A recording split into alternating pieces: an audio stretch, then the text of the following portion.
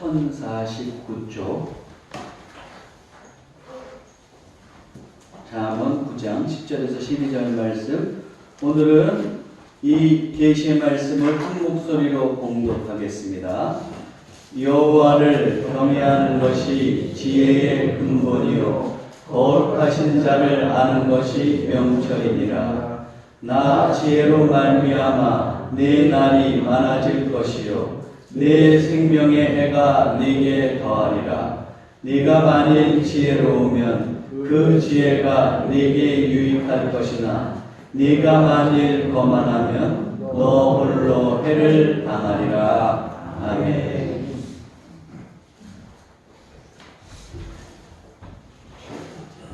이 시간에 강용수 목사님 나오셔서 지혜의 능력이라는 제목으로 말씀 전해 주시겠습니다.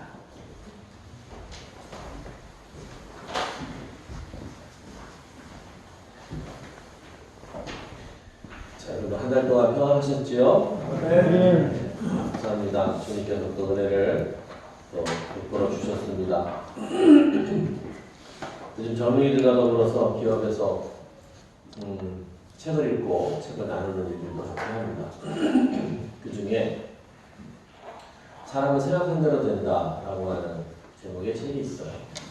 그 사람의 이제 비전을 또 사명을 발견해서 삶의 목적을 찾아가는 그런 이제 내용이거든요. 제가 이 비전과 사명에 대한 미션에 대한 것들을 다루면서 한 가지 공통적으로 발견하게 되는 것이 이게 참 쉬운 일이 아니구나.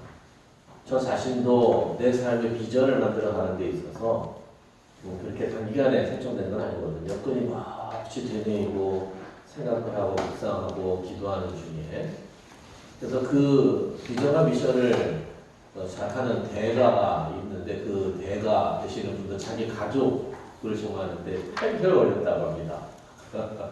매일 짧겠죠? 네, 그렇게 해도 8개월이 걸렸대요. 직원들과 더불어서 1년 쭉 지내오면서 또 한결같이 듣는 소리 가운데 하나는 그거예요. 그냥 저는요 큰 꿈이 없고요 별일 없이 평안하게 안전하게 살았으면 좋겠어요. 세상에 그런 삶이 있습니까 여러분? 어떻게 생각하십니까? 네. 참 어려운 질문, 어려운 요구들을 하는 것들 그걸 너무 쉽게 얘기를 합니다. 그래, 그러면 그런 삶을 살기 위해서 뭐가 필요한데? 라고 이제 물어봐요. 그리고 대부분의 많은 사람들이 물질에 대한 이야기들을 많이 합니다. 재정이 있어야죠. 저는 돈을 모을 거예요. 라고 얘기를 해요. 그러면 정말 돈이 생기면 그러한 자기가 원하는 삶이 가능할까? 묻습니다. 때로는 자기가 목적으로 하는 돈을 얻기 위해서 그 모든 것들을 희생하고 결국 얻지 못하는 경우도 보게 됩니다. 정말 이 자본주의 사회에서 물질이라고 하는 것은 없어서는 안 되는 존재요. 또 꼭 필요한 그와 같은 존재이지만 대상이지만 정말 그것만 가지면 모든 것을 다 할 수 있고 또 우리가 행복하게 살 수 있는가? 여러분 어떻게 생각하십니까? 저는 그거에 대한 답을 성경에서 하나 발견하게 되는데 바로 탕자의 비유예요. 아버지가 가시기도 전에 아버지에게 유산을 달라고 해가지고 그놈을 들고 밖으로 나가지 않았습니까? 왜? 자기가 원하는 것, 자기가 해보고 싶은 것, 그걸 해보기 위해서 나갔던 거란 말이죠. 근데 어떻게 됐어요? 물질을 가지고 있으면 모든 것들이 다 잘 될 것 같았는데 잘 되기는 뭐가 잘 됩니까? 그냥 패망이 있죠. 그래서 돼지 먹는 쥐업 열매조차도 얻어먹기 힘든 그런 상황에 나락으로 빠지지 않았습니까? 왜 그랬을까요? 여러분 지혜가 없었기 때문이 아닐까 저는 그런 생각을 합니다. 우리의 삶을 지켜가고 우리의 삶을 유지하고 우리가 원하는 것들을 얻으며 기쁨과 만족을 또 누려가는 삶이라고 하는 것이 어떻게 가능할까? 저는 오늘 주시는 말씀 가운데 이 지혜라고 하는 이 말에서 그 단서를 발견하게 됩니다. 지혜라고 하는 것이 무엇입니까? 지혜는 국어 사전적 정의를 보면 이렇게 되어 있어요. 사물의 이치를 빨리 깨닫고 사물을 정확하게 처리하는 정신적 능력이다 라고 되어 있어요. 이 국어사전은 다른 두 가지 정의도 함께 나타내주고 있습니다. 이런 얘기도 해요. 제법에 관하여 잃고 얻음과 옳고 그름을 가려내는 마음의 작용으로서 미혹을 소멸하고 고리를 성취함. 불교적인 정의인 것 같아요. 또 기독교적인 정의로다는 이런 얘기를 해요. 하나님의 속성 가운데 하나. 히브리 사상에서는 지혜의 특성을 근면, 정직, 절제, 순결, 좋은 평판에 대한 관심과 같은 덕행이라고 본다. 라고 전개되어 있어요. 여기서 알 수 있는 것은 지혜라고 하는 말이 자고로 다양하게 사용되고 있다라고 하는 것, 다양하게 정의되고 있다라고 하는 것들을 알게 됩니다. 그리고 한 가지 지혜라고 하는 것은 깨닫는 지적 작용뿐만 아니라 처리하고 실행하도록 또 수행하도록 하는 정신적인 능력이다 라고도 볼 수 정의되고 있는 것을 보게 돼요. 그러면 왜 지혜를 얘기해야 되는가? 저는 오늘날 우리가 살아가는 이 세상을 보면 이 지혜라고 하는 것이 왜 필요한지는 더할 나위 없이 잘 증명되고 있다라고 생각을 합니다. 여러분, 지혜로운 사람이어야 나라를 제대로 다스릴 수 있습니다. 또한 지혜로운 사람이라야 거룩한 직분도 감당합니다. 이스라엘 왕들도 그랬어요. 이스라엘 왕들이 이 지혜를 갖지 못했을 때에 나라를 엉망으로 만들었던 것을 보게 됩니다. 제사장들도 마찬가지입니다. 하나님께서 제사장을 세우실 때 분명히 지혜로운 사람을 세워라 라고 하는 말씀을 주셨어요. 그래서 이 지혜가 있어야 거룩한 직분도 감당할 수 있다라고 하는 이야기입니다.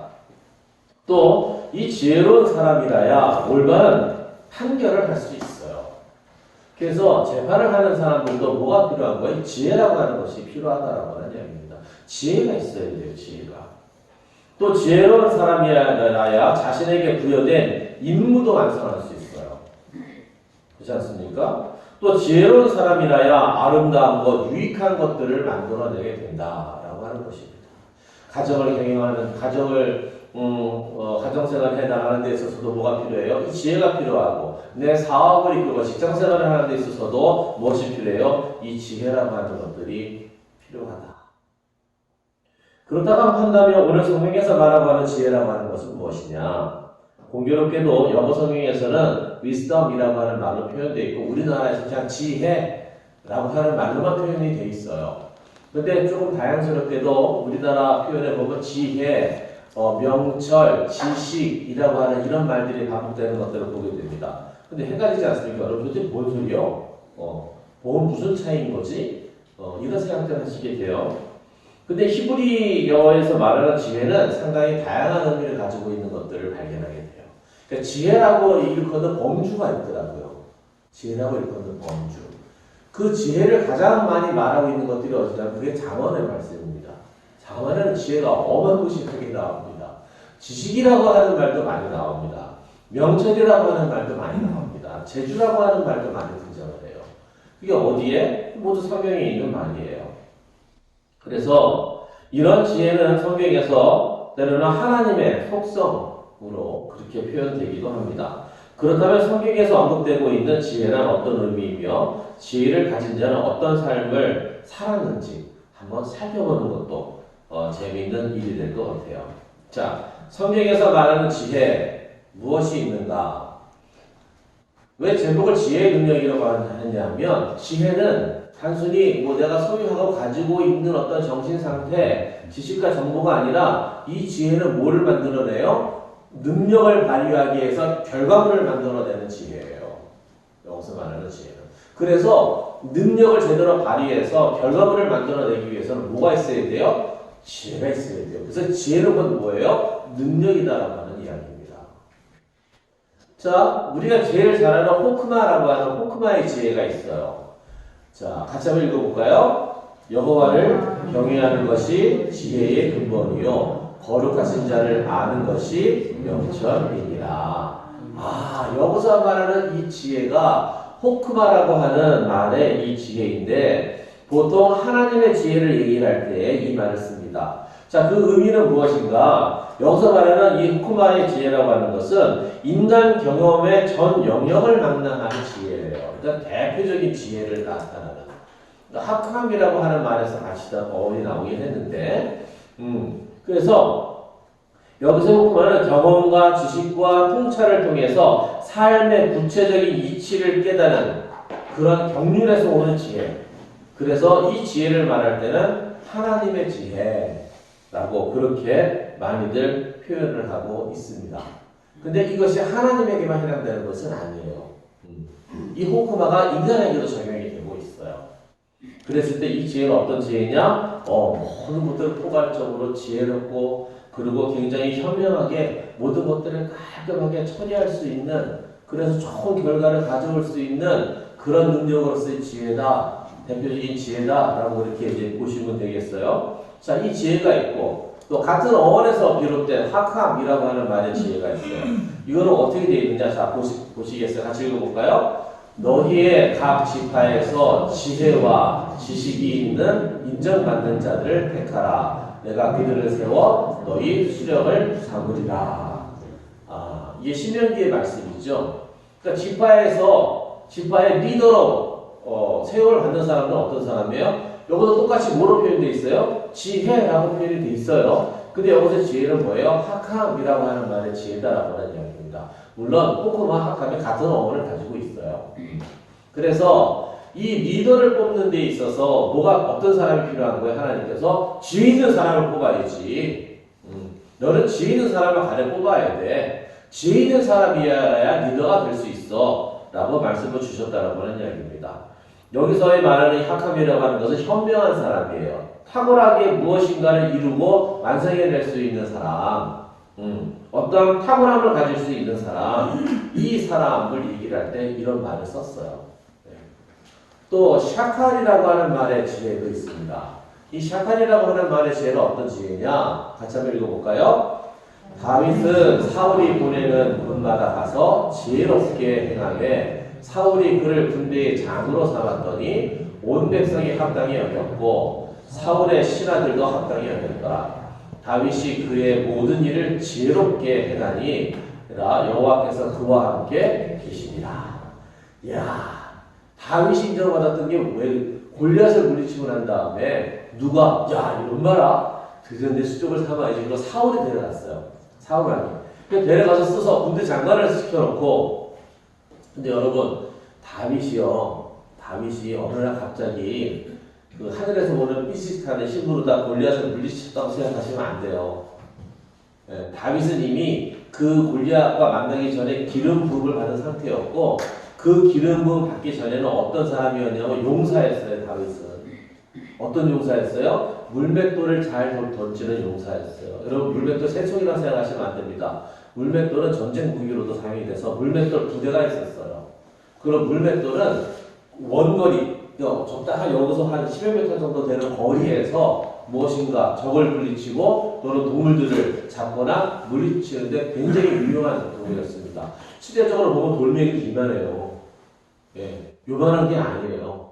그놈이 갖다 꽂힌다고 생각해보세요. 대단했죠. 그래서 베냐민 지파를 연합한 이스라엘 지파들이 못 이겼어요. 왜? 물맷돌 부대가 있었거든요. 그럼 물맷돌 부대를 양성을 했습니다. 그리고 또 하나 볼 수 있는 게 다윗이 얼마나 대단한 용사였냐면은 그런 고백을 하잖아요. 자기가 양들을 지킬 때에 사자나 곰이 와서 물어가면은 그 입에서 끄집어낸다. 쫓아가서 그거 찾아본 거예요. 그 정도로다가 훈련돼 있고 단련돼 있었던 사람이에요. 다시 말해서 충분한 역량과 자질을 갖추고 있었던 사람이었다라고 하는 이야기죠. 그리고 드디어 하나님의 기름 부으심을 받고 골리앗 사건을 통해서 등단을 하게 되는 겁니다. 등단을 하게 됐어요. 세상에 나오게 된다라고 하는 이야기예요. 그걸 누가 얻었어요? 사울이 얻었어요. 그러니 그런 사람을 어찌 임무를 안 맡길 수 있겠어요. 그래서 임무를 맡겨서 파견을 했더니 파견에 나간 곳마다 뭐가 있는 거예요? 성과를 거두고 나오는 거예요. 이 본문의 말씀이에요. 다윗은 사울이 보내는 곳마다 가서 어떻게 행했대요?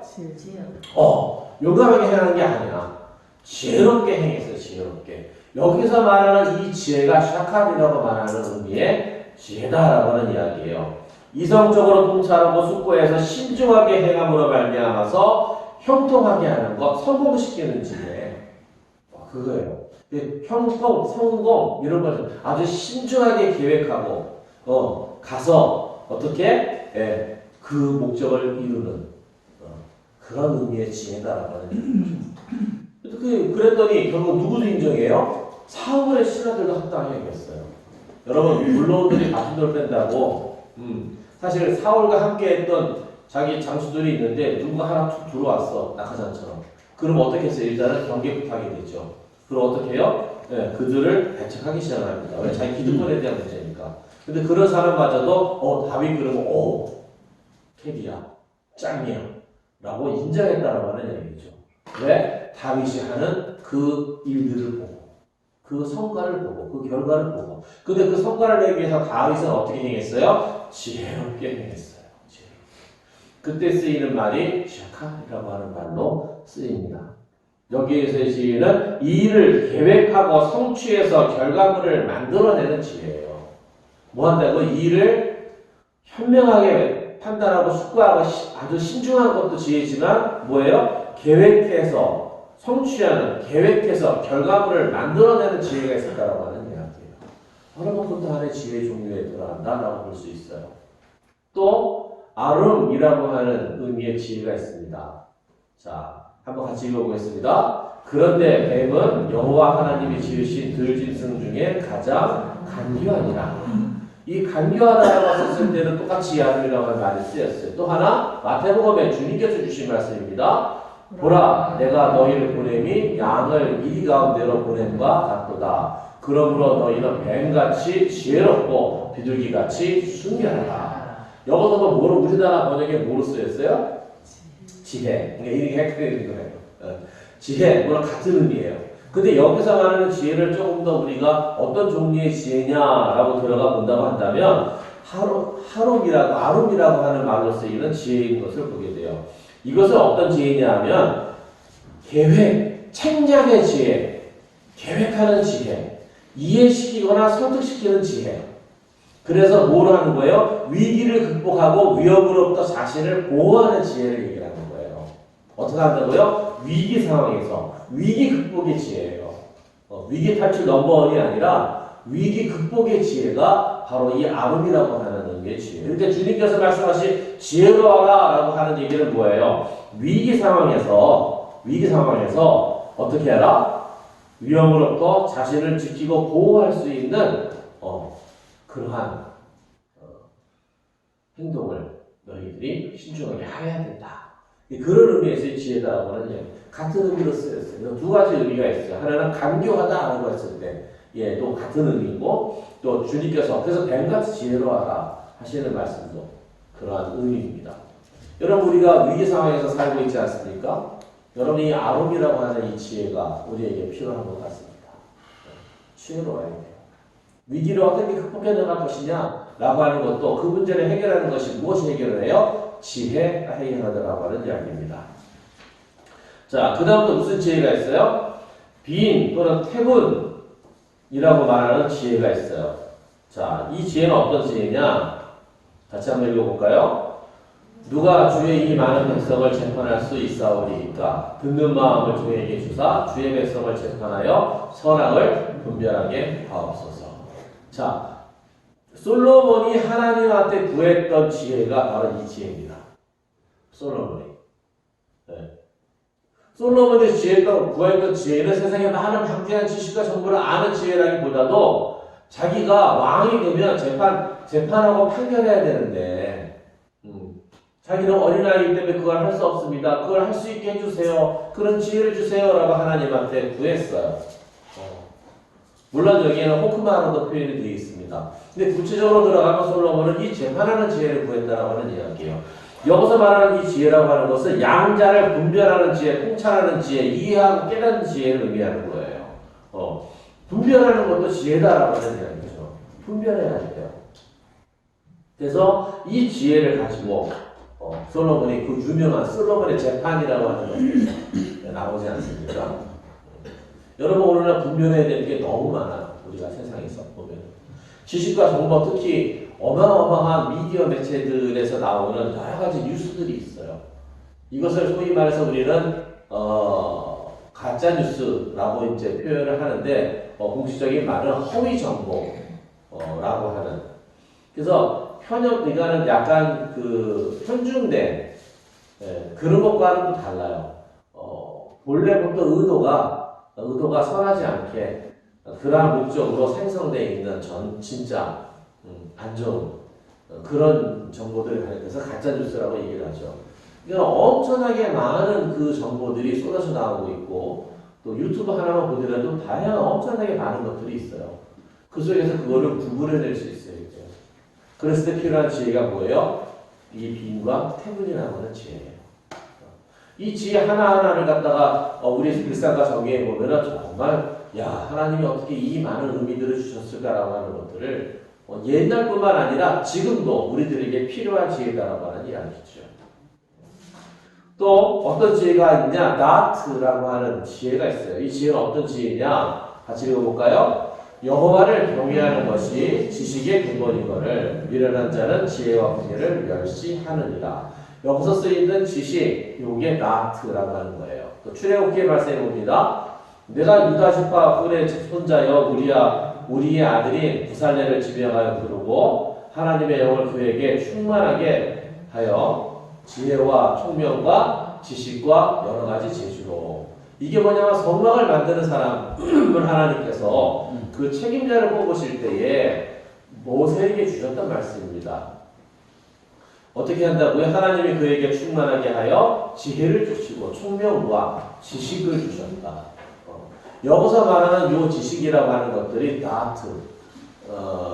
사실은 아다라고 하는 말에서 나왔는데 그래서 이 지식이에요. 지식 어떤 지식이냐면 자기 경험을 가진 지식이에요. 탁월한 지식. 그러니까는 그 뭡니까? 마스터로서의 지식. 전문가. 의미하는 거예요. 여기서 말하는 나트라고 하는 것은 쉽게 말해서 전문가가 되는 것들도 뭐가 있어야 돼요? 지혜가 있어야 돼요. 전문가를 만들어내는 지혜. 그것이 나트의 지혜다라고 이렇게 이해하시면 될 것 같아요. 자, 그래서 성경에 보면은 이 의미 말고도 다른 또 여러 가지 파생된 의미들이 많이 있는 것들을 보게 됩니다. 자, 지혜. 그러면 우리는 이런 또 질문을 아니할 수가 없어요. 그러면 이와 같이 정말로 우리가 삶을 살아가는 데 있어서 너무나도 필요한, 너무나도 갈급한 이 지혜와 이 지식, 이것을 얻으려면 어떻게 해야 되는가 도대체? 우리는 어떻게 하면 이 지혜와 지식을 얻을 수 있는가? 그것이 오늘 또 그걸 알면 되잖아요. 그렇죠? 여러 종류가 있다 하더라도 이것을 하나 우리가 얻으면 되는 거 아닙니까? 문제가 해결되는 거 아닙니까? 자, 그 길이 여기 있어요. 같이 한번 읽어보겠습니다. 여호와를 경외하는 것이 지식의 근본이거늘 미련한 자는 지혜와 훈계를 멸시하느니라. 여호와를 경외하는 것이 지혜의 근본이요 거룩하신 자를 아는 것이 명철입니다. 와우, 답을 알았어요. 자, 지혜와 지식을 얻으려면 어떻게 하는 거예요? 여호와를 경외하는 거예요. 그래서 여호와를 경외하는 것이 곧 지혜요 지식이래요. 다른 말로 해서 지혜와 지식을 얻기 위해서는 어떻게 해야 돼요? 여호와를 경외해야 돼요. 그럼 또 궁금하잖아요. 뭐가 궁금해요? 그럼 도대체 여호와를 경외하는 게 뭐냐? 경외가 뭐냐? 경외가 하나님을 경외하는 것이 지혜와 지식이라는데 사실은 다윗을 그렇게 만들어주신 분도 누구예요? 하나님이십니다. 이스라엘의 족장을 세워주신 분도 누구예요? 하나님이세요. 다니엘에게 그 같은 지혜를 주신 분도 누구세요? 하나님이세요. 요셉, 그 이집트로 팔려가서 노예 생활에서 그를 구원하고 구출해내신 그 지혜를 얻게 하신 분도 누구세요? 하나님이세요. 여러분, 우리가 이 지혜를 얻어야 돼요. 이 지혜가 있어야 돼요. 이 지혜를 가지고 삶을 살아야 돼요. 그래야 AI에게 점등당하지 않아요. 요즘 드라마나 영화 보면 그런 것들이 너무 많아요. 너무 많아요. AI 자체가 얼마나 여러분 요즘에는요 그 챗 GPT를 활용하는데 논문도 챗 GPT로 쓰는 거 아십니까? 어느 미국의 미술 경연 대회에서 1등을 한 작품이 나왔는데 누가 그렸냐 하면은 그 미술가가 그린 작품이 아니에요. 엔지니어가 그린 작품이에요. 근데 엔지니어가 어떻게 했냐면 챗 GPT를 이용해서 그림을 그렸어요. 그게 1등 먹은 거예요. 그래서 심사위원들이 고민이 되잖아요. 회의를 할 거예요. 이거 어떻게 할 거냐. 그래서 근데 그 대회에서는 인정해 주기로 했답니다. 인정해 주기로. 그래서 나온 그림도 있어요. 여러분, 궁금한 거 있으면 챗 GPT에게 물어보세요. 오죽하면 챗 GPT 예수님도 등장했어요. 예. 뭐 신앙에 대해서 물어보면은 무불통지입니다. 엄청나게 대답을 잘해줍니다. 예. 그도 그렇고 성경의 모든 신학적인 모든 지식과 정보들을 다 집어넣거든요. 거기다가 거기서 나오니까 대답이 와 논리적이고 체계적인 대답을 해줍니다. 여러분 지금 우리가 그런 시대에 살고 있어요. 그런 시대. 여러분 그러나 그 AI는 뭐가 없어요? 지혜가 없어요. 지식과 정보가 있는 거지. 지혜는 누구에게 있는 거예요? 하나님께 있는 거고. 또 지혜는 누구에게 있는 거예요? 사람에게 있는 거예요. 그 지혜를 얻기 위해서 필요한 것이 여호와를 경외하는 것이다. 그러면 여호와를 경외한다라고 하는 것이 무엇이냐? 사실은 경외의 기본적인 의미는 두려움입니다. 두려움. 나는 정말 하나님을 두려워하고 있는가? 네. 나는 정말 하나님을 두려워하고 있는가? 정말 하나님께서 두려움 부리신 것을 인정한다고 한다면 지금 내 앞에 하나님께서 나타나셨을 때에 예수님께서 나 재림에서 오셨을 때 여러분 어떠실 것 같아요? 아 할렐루야가 기뻐하실 것 같아요? 안 그럴걸요? 두려움이 확 밀려올 겁니다. 왜 두려움이 확 밀려와요? 그동안 내가 잘못했던 것들이 그 순간 쫙 생각이 날 거예요.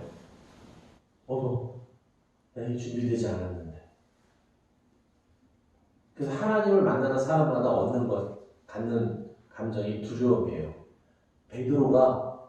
베드로가 고기를 잡다가 실패해서 예수님께서 던져서 끄집어올렸더니 엄청난 고기들이 몰려왔잖아요. 그거는 사람이 할 수 있는 일이 아니었어요. 하나님이시구나. 바로 알았어요. 그 순간 하나님이 내 앞에 계시다고 하는 것을 아는 순간 베드로가 어떻게 해요? 박수 치면 좋아했습니까? 아니요. 벌써 주저앉았어요. 저는 죄인입니다. 맞습니다, 권사님. 너무 감사해요. 나를 떠나소서. 가세요. 그런 거예요. 왜? 나는 죄인입니다. 하나님을 만나게 되는 순간 기뻐하는 건 천만의 말씀. 여러분 그동안 여러분이 잘못했던 거 다 생각날 거예요. 나의 감춰진 죄악들까지 모두 드러나게 될 거예요. 왜? 그 순간은 곧 인정받는 순간이기도 하지만 심판의 순간이 되기 때문에 그렇습니다. 그래서 하나님을 경외한다고 하는 건 두려움이에요. 나는 정말 하나님을 경외하고 있는가? 하나님을 이용하는지 경외하는지 그럼 어떻게 알 수 있는가? 어제가 며칠 전에 본 드라마를 하나 보다가 흙이 지나가는 말이었는데 그 교회 얘기가 나와서 귀에 딱 들어온 대사가 하나 있었어요. 엄마가 막 거짓말을 하니까 딸이 그래요. 엄마 그렇게 거짓말하면 지옥 가요. 그랬더니 엄마가 하는 말이 딸에게 괜찮아. 나는 내가 교회에다 얼마나 헌금을 하고 있는데 이미 다 뇌를 먹여놨어. 괜찮대요. 예. 여러분 경외의 기본적인 의미는 두려움입니다. 경외의 두려움은 어떤 두려움일까요? 그는 나를 감찰하시는 분이 계시다라고 하는 거예요. 나를 감찰하는 분이 계시다. 나의 모든 삶을 판단하고 판결하시는 분이 계시다라고 하는 이야기입니다. 그래서 경외하는 삶이라고 하는 것은 어떻게 가능하느냐? 사실은 이 청종한다라고 하는 말을 통해서 우리가 알게 돼요. 신명기의 말씀입니다. 다시 한번 읽어보겠습니다. 내가 내 하나님 여호와의 말씀을 삼가 듣고 내가 오늘 내게 명령하는 그의 모든 명령을 지켜 행하면 네 하나님 여호와께서 너를 세계 모든 민족 위에 뛰어나게 하실 것이라. 네가 네 하나님 여호와의 말씀을 청정하면 이 모든 복이 내게 임하며 내게 이르리니. 그 다음에는 말하는 거 아시죠? 들에서도 복을 받고 나도 복을 받고 안에서도 복을 받고 이게 이어지는 거야. 이 다음에 여러분 하나님을 경외하기 위해서는 어떻게 해야 돼요? 청정해야 돼요. 기가 막힌 말씀입니다. 이 번역은 정말 기가 막힌 번역이라고 생각해요. 청정. 그 의미가 전에 있어요. 청정이 뭐예요? 듣고 지켜 행하는 것이 청정이에요. 주일날 설교 말씀을 들었으면 그 말씀을 가지고 한 가지라도 내 삶에 적용해야 되는 것. 그 삶을 한 주간 살아보는 것, 그 삶에 도전하는 것, 여러분 이거예요. 우리가 하나님께 많은 기도와 간구를 합니다. 어저께 저는 두 기업의 대표를 봤어요. 어제 모임이 있었거든요. 비전 선포식이 있어서 갔다가 근데 너무 어렵죠. 그 경영이. 근데 한 대표를 보면 그 간증을 쭉 했는데 그 안에는 뭐가 이제 말씀이 있더라고요. 하나님을 의지하더라고요. 근데 한 대표를 봤을 때는 그 대표는 기도에 대한 이야기를 하지만 그 기도는 간구와 청원에 대한 거지 그에게는 기도의 제목을 있을 때 하나님에 대한 의지는 없더라고요. 여러분 그 차이를 아십니까? 중요한 것이 들어야 돼요. 하나님의 말씀을 듣고 지켜 행하는 것. 여러분 그것이 청정입니다. 청정을 어떻게 가능하느냐? 여러분 다른 거 없어요. 묵상이에요. 묵상. 우리 담임 목사님도 늘 강조하시는 바가 있으시잖아요. 왜? 그만큼 중요하기 때문에 그래요. 거기에서 지혜가 나오기 때문에 그래요. 여러분 이 묵상을 통한 청정을 얘기하는 것이 시편 1편의 말씀입니다. 다시 또 읽겠습니다. 복 있는 사람은 악인의 길을 따르지 아니하며 죄인들의 길에 서지 아니하며 오만한 자들의 자리에 앉지 아니하고 오직 여호와의 율법을 즐거워하여 그의 율법을 주야로 묵상하는도다. 그는 시냇가에 심은 나무가 철을 따라 열매를 맺으며 그 잎사귀가 마르지 아니함 같으니 그가 하는 모든 일이 다 형통하리로다. 아멘. 여러분 오늘 우리가 다시 살펴봐야 할 것이 있다고 저는 생각합니다. 그것은 하나님에 대한 경외입니다. 나는 하나님을 두려워하고 있는가?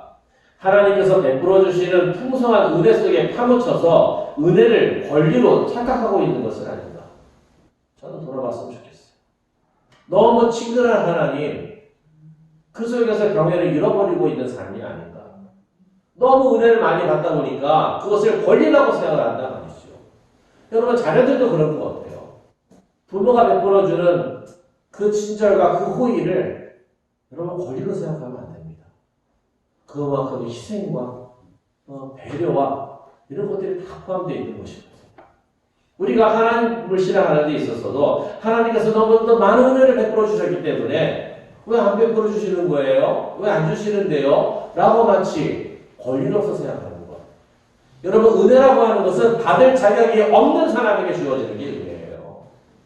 받을 자격이 없는 사람에게 그러나 외면하지 않고 주시는 것이 은혜다라고 하는 이야기. 근데 이게 여러분 권리가 되어 있지 않습니까? 내가 믿음으로 행한다는 일들이 무엇을 위한 일인가 살펴봤으면 좋겠어요. 내가 믿음으로 행하고 기도하며 행하는데 나 기쁘고 나 좋자고 하는 일인가? 아니면 정말 하나님께서 인정하시고 하나님께서 기뻐하시는 일을 내가 도전하고 있고 행하고 있는가? 세 번째로는 말씀을 어떻게 묵상하고 있는가? 이것도 살펴봤으면 좋겠습니다.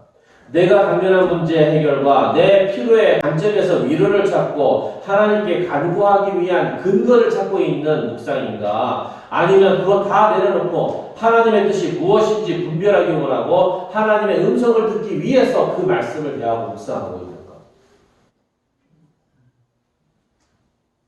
제가 부단임 목사로 사역할 때 깨달은 사실이 한 가지 있습니다. 새벽 4시부터 차례 보내부터 시작해서 저녁 늦게까지 하루 종일 신방하고 또 왜 이렇게 신방이 주 일이에요.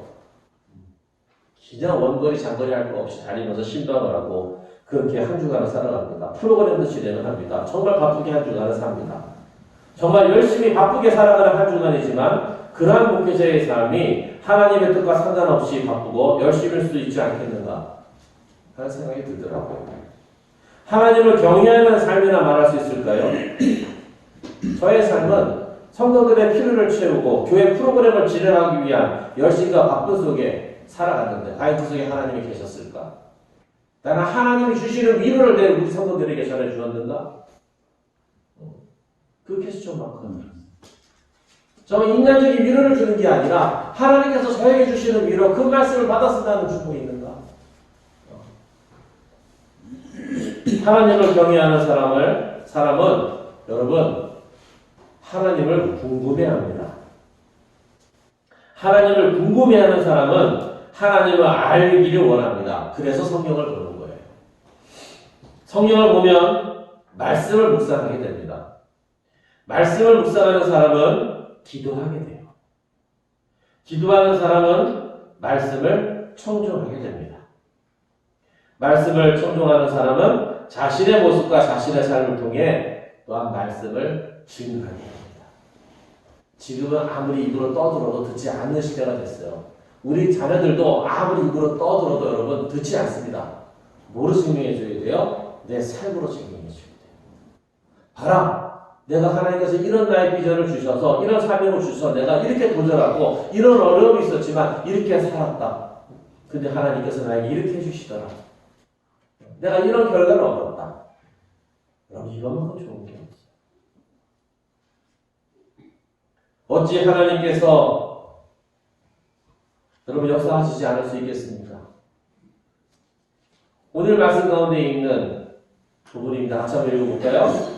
네가 만일 지혜로우면 그 지혜가 네게 유익할 것이나 네가 만일 거만하면 너 홀로 해를 거만하다고 하는 말이 뭐냐면 홀대한다는 얘기예요. 거절한다라고 하는 얘기예요.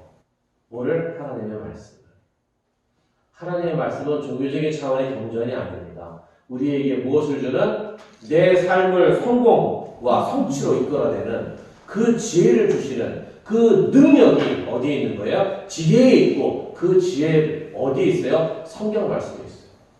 성경 말씀을 통해서 우리는 누구를 알게 돼요? 하나님을 알게 되는 거예요. 하나님을 만나게 되는 거예요. 그래야 비로소 신앙생활의 시작이 되는 것입니다.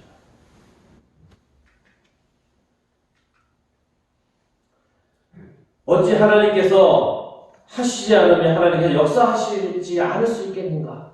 하나님께서 역사하시지 않을 수 없는 그러한 삶이 저와 여러분의 삶이 되시기를 주님의 이름으로 축원합니다. 아멘.